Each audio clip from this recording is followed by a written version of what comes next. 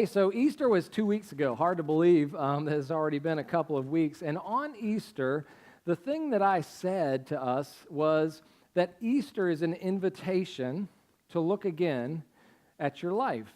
And the reason I said that is because the disciples were given the invitation to look again at the open grave. And they looked at the grave, they saw that Jesus was no longer dead, but he was alive, and it changed everything for them moving forward in their lives. So what we've been saying is we need to look again at our lives and the things that we struggle with in our lives so that we can receive the same things they received: hope, confidence, peace, joy, all of those things that they received. So I hope that you've been interested in that as we've been getting into this series called Look Again. We're going to be continuing this for the next several weeks and looking at very real situations in our lives. Last week, Jessica did a great job speaking on identity and what it means, who we are in Christ. Y'all, I want you to know, I said it's going to start raining right when I start preaching. I always know because y'all go like this. That's just rain. At the noon service. By the way, I said that earlier today. But, we've got weather.com, right? I could tell exactly what time it was coming. But, man, looking again at our lives and the very real things that we struggle with. So I want to do that, and I want you to know that I want to dive into some real stuff, and you'll see what I mean by what we talk about today. I wonder if anybody's ever said, and maybe you haven't said, but you've thought some of the things that I'm about to put on the screen. Maybe you've thought, maybe you've said, God, you failed me. You ever felt like that? A situation or something happened in your life. And I think very often we don't say these things, but we at least think them. A lot of times us church people, if you're a church person, you act like nothing's wrong. We wear what I say is church face. And do you know, by the way, that many people don't give church or God a chance because we act like we have it together when really we don't? And they want to be able to connect with us and identify with us, and the reality is we need to be able to say, and I'll tell you, I have felt like God's failed me before. I remember when I started this church 14 years ago, in the early days, there were times that I thought, God, this is not working how I thought it was going to work. And you might look around and think, what are you talking about? Well, there were days when it was so difficult, when we had no facilities, no people really, and little ministry happening, that I wondered if God had failed me. So I know what that feels like, and I've thought that before. Maybe it's not that's not the way you've said it. Maybe you've said this: God, you disappointed me. Something's happened in life in the past, it's happening right now. You might say, this is exactly how I feel as I sit here today, that God has disappointed me. Or it might be in the future. Do you know that some of you will wake up tomorrow, and though you might not be feeling it right now, by the end of tomorrow, you may be saying this. And John, don't go there. It's going to happen to somebody. Could be me, could be you. Things happen in life. We've learned this, right? And so by the end of tomorrow, you might be thinking, God, you disappointed me. All that to say this last statement that I think we make sometimes, or at least we think, God, you didn't keep your promise. You made promises, and it doesn't really seem like you kept them. Again, I don't think we talk about this much. It's more something we think. And sometimes we say spiritual things to cover it up. Sometimes we say spiritual things to other people. Oh, I'll be praying for you. You ever say? It's because you just don't know what to say, right? Sometimes. And you should pray for people, but sometimes we just say spiritual things because we're not sure what to say. I've learned to just say, that really stinks, man. You ever said that to somebody? At least they're like, yeah, it does. That's how I feel.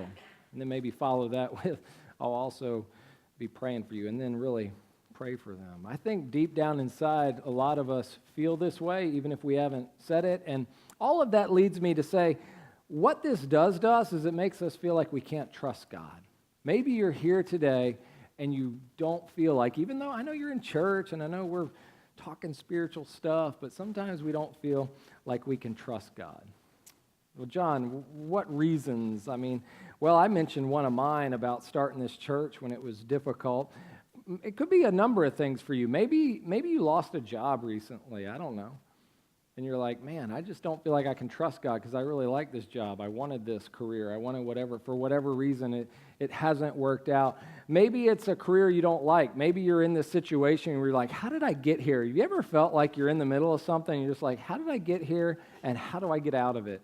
Sometimes we feel like that. Maybe you are in a career, maybe somebody in your family in a career that you're just like, how are we here? I really am not a fan of this. God, you kind of let me down on this. This isn't the way it's supposed to be. Maybe it's nothing like that. Maybe it's a health issue for you. Maybe you just got a diagnosis, or somebody in your family, or you're struggling. Some of you waiting right now, wondering what's going on.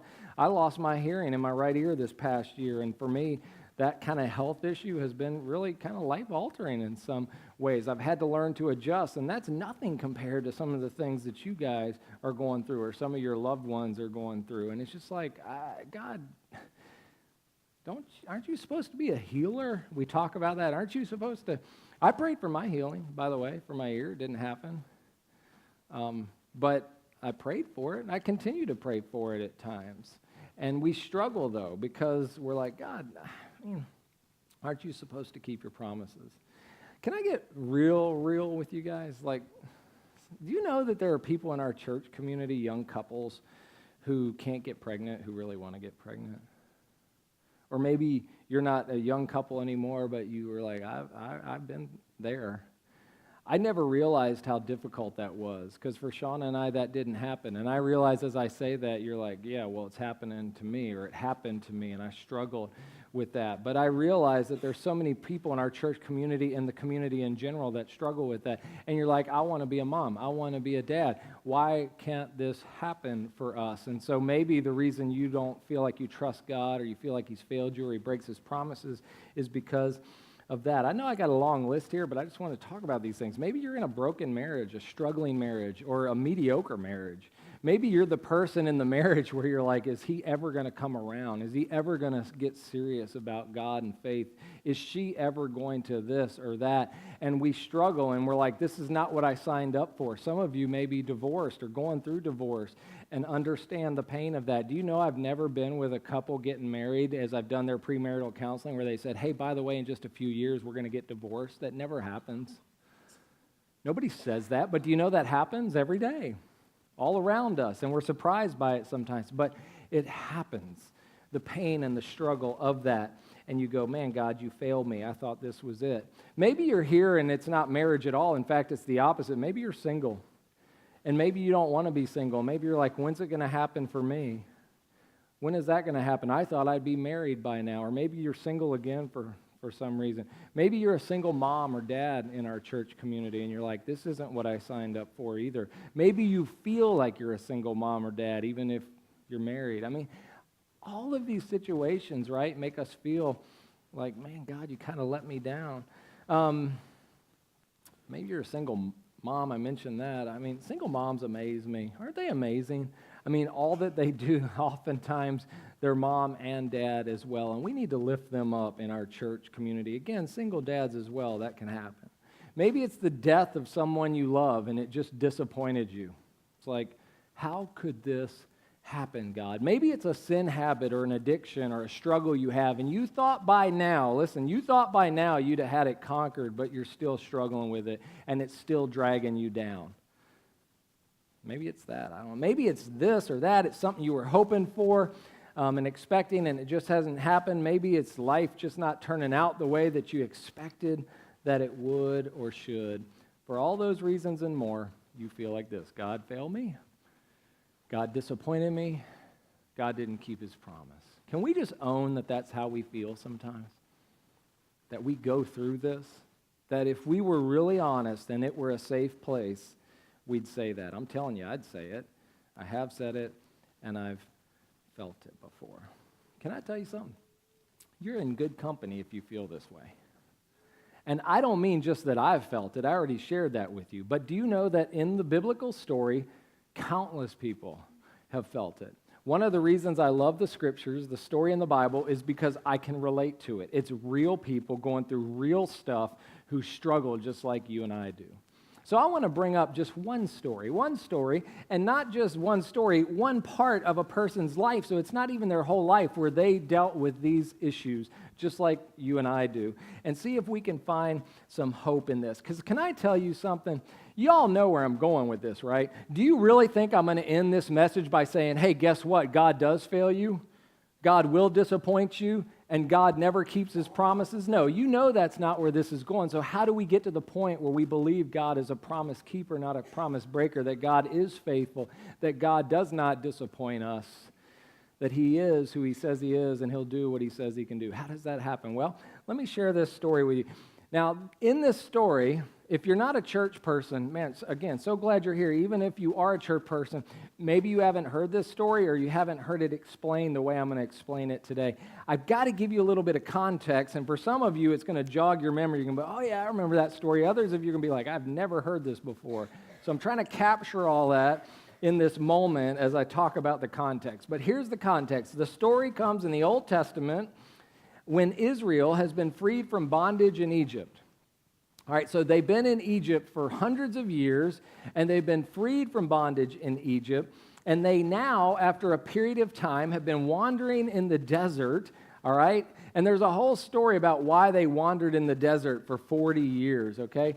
The people of God were freed from bondage, Israel, and then they wandered in the desert for 40 years before they entered the Promised Land. Now, it's interesting that it's called the Promised Land. That is, the promise is going to come, right? Israel is a people, and they are given a land. Present-day Israel is where this comes from. All the way back in the book of Exodus in the Bible, we have this story about all of this happening. All right, but they finally enter the land. I'm bringing us up to the point that we're going to get today. They finally get into the Promised Land. They have a country of their own. They're a people, and they decide this. They look around at other countries around them after they're in the Promised Land. They're like, hey, these other countries have a king, and we want a king too. So they say to God, hey, we'd like a king. And God's like, you don't want a king. And they're like, no, we want a king. And God's like, no, you don't want a king. You ever done that with God? Back and forth. You want this thing. And he's like, no, you really don't want that. Oh, it looks so good.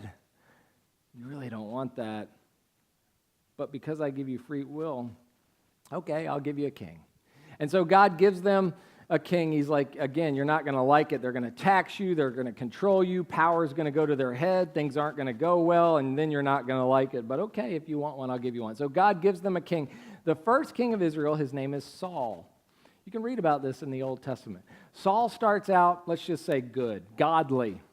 He's following God. He's humble. Guess what happens? I bet you can. He gets prideful and arrogant. Power goes to his head, and he becomes bad. He becomes godless. In fact, in the Scriptures, it says that the Spirit of God, which is upon Saul, the first king of Israel, departs Saul. That's a powerful statement, that God's Spirit would be in a person, and then that Spirit leaves. That's what it says. And so God says, I'm going to raise up a new king, and that's the story. All right, here's that story. In 1 Samuel chapter 16, it says this, Now the Lord said to Samuel, who's Samuel? Samuel is a prophet. Prophets were called by God to speak to kings and the entire nation, but they often would go in front of kings and tell them what God wanted. You have mourned long enough for Saul. This is God talking to Samuel the prophet. I've rejected him as king of Israel. That's a powerful statement, wouldn't you say? So fill your flask, this is interesting, they carry a flask around, right, with olive oil and go to Bethlehem. Find a man named Jesse who lives there, for I have selected one of his sons to be the next king, basically. So Saul's out, I'm going to pick a new king. Here's what it says. Samuel asked, how can I do that? Like, God, do you know what you're asking? If Saul hears about it, he will kill me. He's the king. It's like, hey, Saul, I got news for you. You're no longer going to be king. Now, Saul's been taking people out by this point who threaten him, or he's a little, conspiracy theory stuff like, hey, man, are you? And they'll kill people in their own family, right? You've heard some of this stuff before. This is what's happening here. And so, Samuel's like, no, thank you. I don't want to do that. How am I supposed to do this? This answer from God is just amazing. Try this sometime. All right, here's what it says. Here it comes. Take a heifer with you. Oh. Scripture's just funny when you're reading it sometimes. Like, take a young cow with you, and that'll take care of everything. You got to understand, in that day and time, there was this sacrificial system in the temple, and so he's like, go and make a sacrifice. all right? And say that you've come to make a sacrifice to the Lord. Invite Jesse to the sacrifice. Jesse's the guy that's got the sons, right? And I'll show you which of his sons to anoint for me. You're going to take that flask of oil, pour it on him, and he's going to be the next king. So Samuel did as the Lord instructed. Story goes on. Then Samuel performed the purification rite for Jesse. This is Saul's not there, right? King Saul's not there. This is kind of a private ceremony. And his sons, and invited them to the sacrifice. When they arrived, Samuel, the prophet, took one look at Eliab. He's the oldest son. He's a warrior. He's been called in, by the way, from the front lines. There's this guy named Goliath at this point. You've heard that story probably. And he's taunting Israel. And the Philistines have been against Israel for 1,000 or more years. And they've got this giant that's kind of like, hey, who wants to fight me? And Eliab and his brothers are out on the front lines. And so he said, this must be the Lord's anointed, the king. But the Lord said to Samuel, don't judge by his appearance or height, for I have rejected him. This is not the guy. The Lord doesn't see things the way you see them. People judge by outward appearance, but the Lord looks at the heart, at the inside. We love that verse, right? If we've heard that before, it's kind of like, hey, don't look at things the way the world does. God looks at something different. All right, it goes on. Then Jesse told his son Abinadab to step forward. All right, son, well, it's not your brother. He must have done something. So the next one steps up and walks in front of Samuel. I love that. Don't you think he was like his bigger brother wasn't the guy, but maybe it's it. He's like, maybe it's me. And this is not the one the Lord has chosen, Samuel says. Then Jesse summoned Shemiah. It must be him. Cool name. But Samuel said, neither is the one the Lord has chosen. Check this out. In the same way, all 7, don't you love that? We're not going to go through all their names. All 7 of them were presented to Samuel, but Samuel said to Jesse, the father, the Lord has not chosen any of these. This is weird. So they're sitting there, and none of the sons have been chosen to be the king. Check out what Samuel asks. Are these all the sons you have? You know, we've gone through these 7. Are there any more? Look at Jesse's response. They're still the youngest, Jesse replied, but now you just got to hang on that for a minute. But can't you see Jesse going, but he's out in the fields watching the sheep and the goats. This is kind of a put down, even from his father. He's my youngest.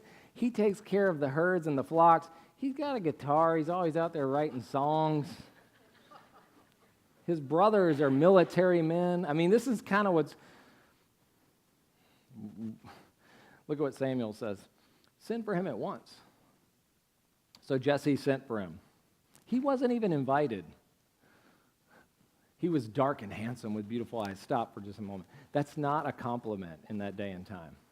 Some translations say he was ruddy, which basically means super, super skinny, scrawny, the runt of the family, basically. So he's really not, a military leader, strategic, any of that kind of stuff like his brothers. Look at what it says. And the Lord said, this is the one. Anoint him. So as David stood there among his brothers, this little guy among his military brothers, Samuel took the flask of oil. Remember, God said to bring a flask of oil. He had and brought it, and he anointed David with the oil. Now, he does more than we do. Once in a while, we give you a little sign of a cross on your head and pray for you. We've had moments like that, powerful stuff. He took out the flask and poured it over him. So David's like dripping and shining right there, right? I mean, it's all over him. And he's standing in the middle of his brothers. And there's this symbolism here. The oil represents God's Spirit. It says this, and the Spirit of the Lord came powerfully upon David from that day on. Remember, the Spirit of God had left who? Saul. And now the Spirit of God was upon who? David. Then Samuel returned to Ramah. He went home, made it out without the king killing him, and this ceremony's happened. You're probably like, okay, interesting story, dramatic, love it. All kinds of stuff we could do with that. But so what? He's anointed king, so he's going to become king, right? This is what happens. Yes, you're right. God anoints him king. He's going to become king.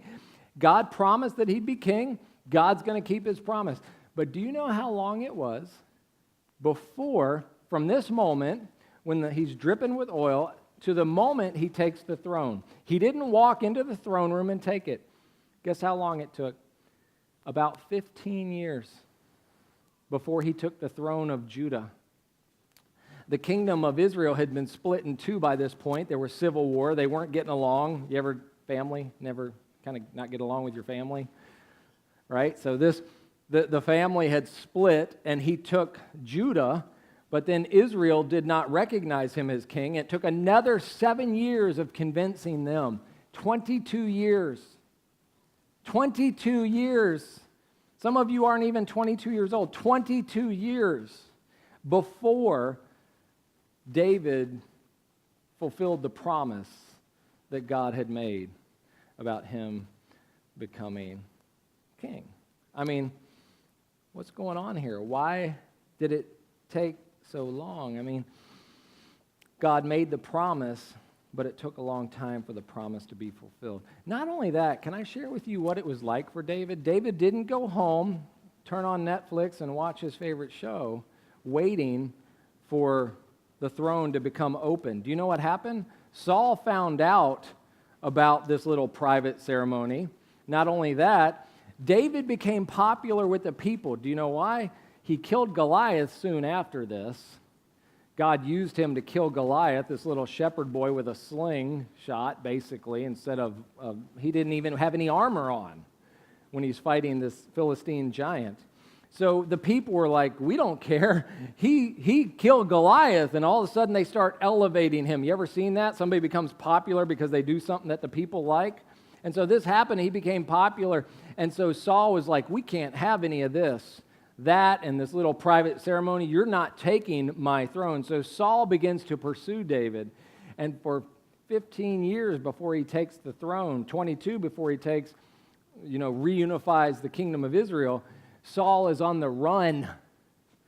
He doesn't have a car. He doesn't have a vehicle. He doesn't have a phone. He doesn't have any of that kind of stuff. So he's hiding in the wilderness, basically. He has a friend, Saul's son, Jonathan, that's bringing him food and stuff. I mean, he is suffering for years. Can you imagine how about 3 months into this? You guys can't wait for anything. Neither can I. Like, some of you are like, I want to eat lunch. Like, you can't wait for that. Some of you have vacations planned this summer. You're like, I'm just dying for that to happen, right? Some of you are going to get a raise in your paycheck. You're like, can't wait. We can't wait for things. How about David 3 months into this? When is this going to happen? How about 6 years into this? When's this going to happen? How about 14 years into this? God, you made a promise. When is this going to happen? You said it was going to happen. And it still hasn't happened. Saul is pursuing David all during this time and wants to kill him. The king is pursuing him and wants to kill him. There's scenes where David hides out in caves. So he's hiding in caves. One of these scenes is in one of the Psalms. I want to read this psalm to you. David writes one of the Psalms while he's in one of these caves. All right, and this is just amazing because how amazing is it that we have a writing from David as he was fleeing Saul, waiting for the promise to happen, and he's in a cave and he's wondering what's going on. So this is Psalm 142, David speaking. Listen to him. He says this, I cry out to the Lord. I plead for the Lord's mercy. I pour out my complaints before him and tell him all my troubles. So he's struggling here. But then he kind of turns and he kind of talks about faith. He says, when I'm overwhelmed, you alone know the way I should turn. So he's like, God, you're the only answer here. You know what I need to do. But then he kind of turns back.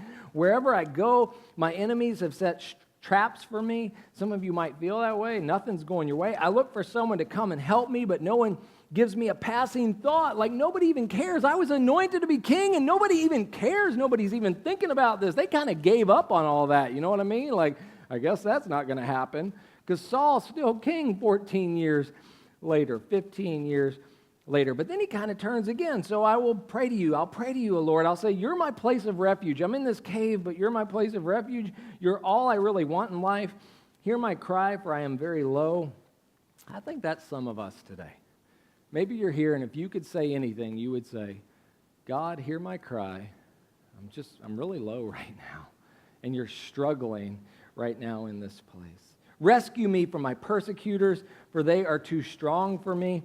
Bring me out of prison so I can thank you. He feels like he's in prison in this cave running away from Saul. The godly will crowd around me, for you are good to me. This is him looking towards the time that he's going to be in the temple in the future in Jerusalem and say that godly people have gathered around me, and so you are good to me, God. I would say that David had moments, wouldn't you, from this? I'm competing with the rain. David had moments where he thought, God, you have failed me. You've disappointed me. You didn't keep your promise. Let's say this is year 14 of running from Saul. I mean, probably everybody else has given up.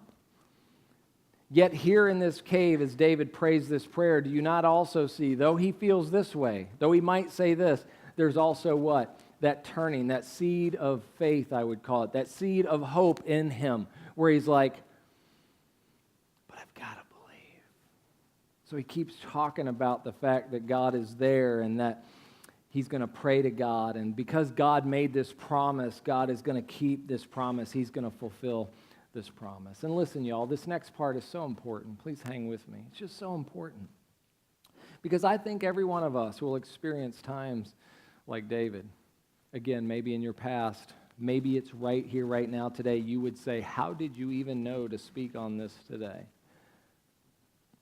It's because God knows where we are and the things that we're going through, and the scriptures speak to those things. And again, maybe it's not today, but it's going to be tomorrow that something happens in our lives. And because of all of these things, there's something important that this psalm hints at. David's, what I mean is his back and forthness, where you're like, yeah, he's like struggling, but he's also trying to hang on to that faith. That's life, amen? That's really where we're at. It's not one or the other. It's kind of like we're always struggling. And so I would want you to know this. This is really where I think this psalm is taking us and where all of today is taking us. What looks like a broken promise in your life is an opportunity for an even stronger faith in God. That is not easy to say as I stand here. And here's why. I know some of your stories. I know the things you're going through. I know what I've gone through. And that is a difficult statement to make. Because, friends, we make faith easy, and faith is not easy. Amen? It's just not easy. I cringe at some of the things I've probably said before in the church. God forgive me for making faith. It's not easy. Picking up your cross and walking up the hill and dying to yourself is not easy, is it? Faith is believing when you don't see something. Faith is trusting when it's hard to trust. This is faith. This is what I'm talking about. So it looks like, we're talking about looking again, it looks like a broken promise. But if you'll look again, it's an opportunity for stronger faith in God. David needed, I don't know why God did it, but I will tell you, David needed his strength to grow in God before he took that throne. David's even going to struggle afterwards. He too, like men do, women do, are going to think, man, I want this, I want that. David's going to commit adultery, and then he's going to have other things happen, and his family's going to struggle and all this kind of stuff. But in the scriptures, we know David as a man after God's own heart, even after all of those things. So what looks like a broken promise is an opportunity, my friends, for an even stronger faith in God. So when it's not easy, I believe your faith can become stronger. I want to ask you to do something. It's kind of different, I know, but if you're able, can you stand up?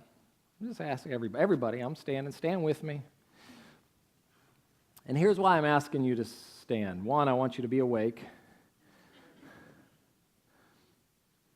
But I also want you to just hear me and lean into this as I recount some of the Can I recount the promises of God to you? The faithfulness of God in the biblical story, the biblical account. In Genesis, the very first book of the Bible, God creates humanity, that is us. And God makes a promise. I love you. I will always be in relationship with you. We broke the promise. We rebelled. We walked away. You do and I do. We do it every day. And you go, I wasn't there. We love to say that in our culture. In Scripture it says, it's as if we were there. We participate. We're born into this brokenness where we walk away from God. Every one of you have walked away from God. Me too. I'll do it tomorrow in some way, won't you? That's what Adam and Eve did.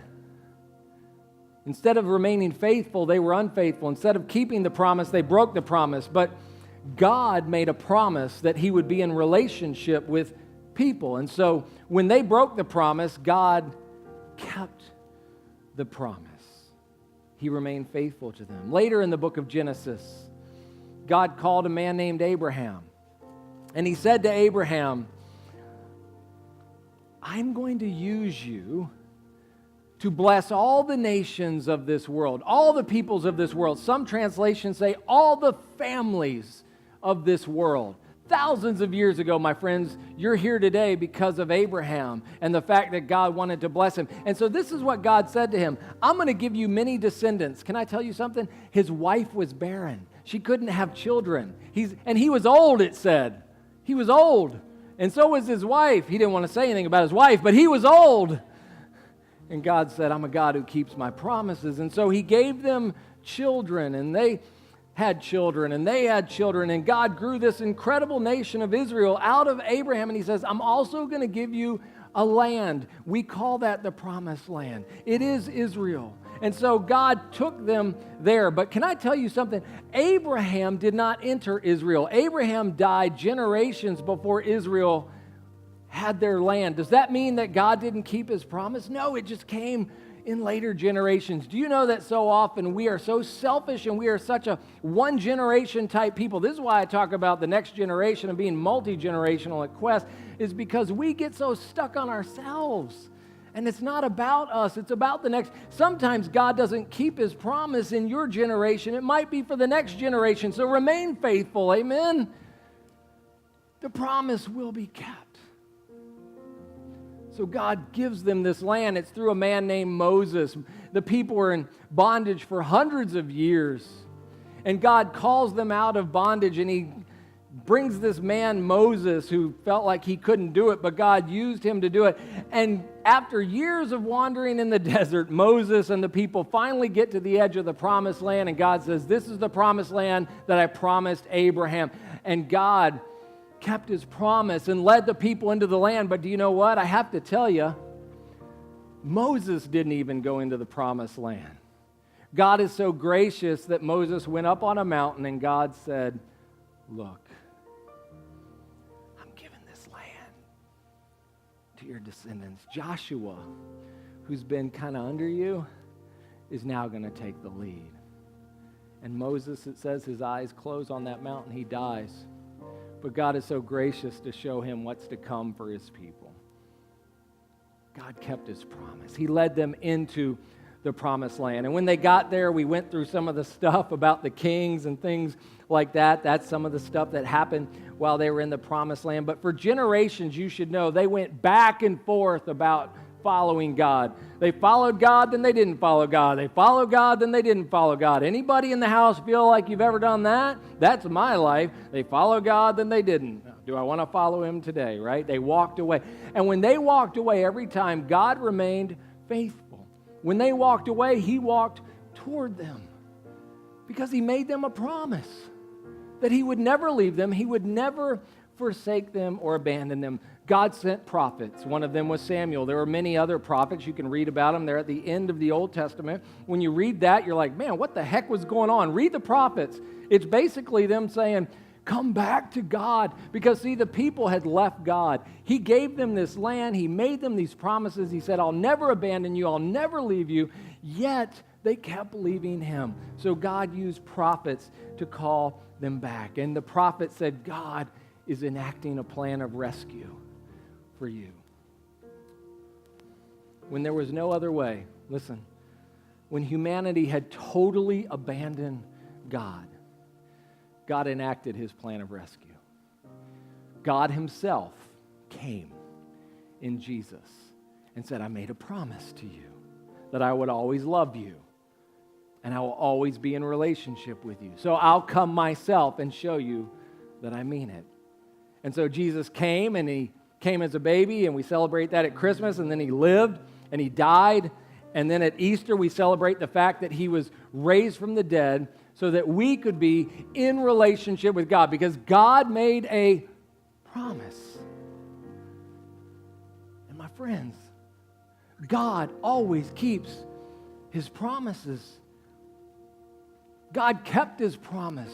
He keeps his promises. And I'm telling you, he'll do it again in your life. He'll do it again in my life.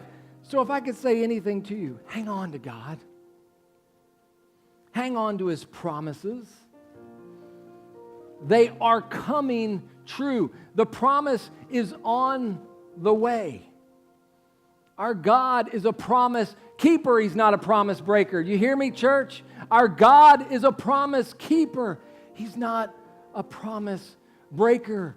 We have a God who keeps his promises.